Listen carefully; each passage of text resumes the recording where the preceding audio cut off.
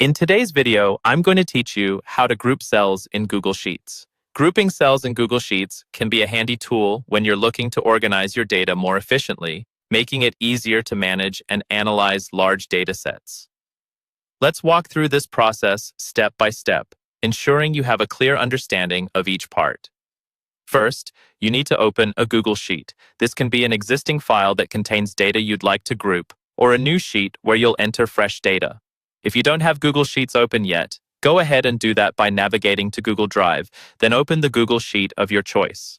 Now that you've got your sheet open, let's move on to selecting the range of cells you want to group.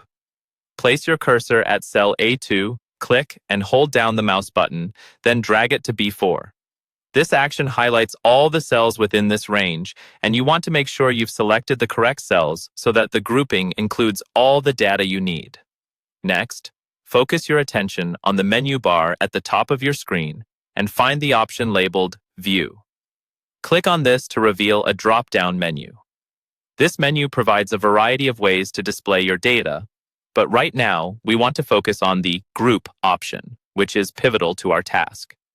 After you've located and clicked on Group, you'll see an option specifically for grouping rows. In this case, grouping rows 2 to 4.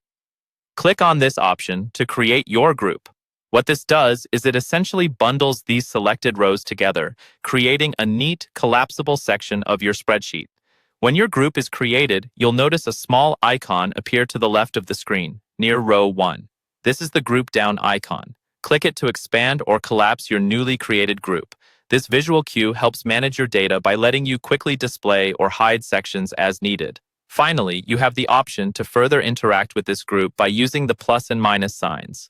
Click the plus sign to display the cells you've grouped, which is useful if you need to view or edit the content within those cells.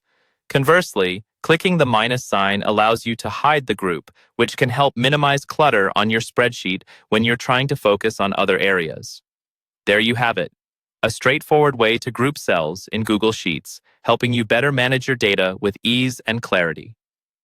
Thank you for watching, and I trust this tutorial has been helpful in enhancing your Google Sheets capabilities.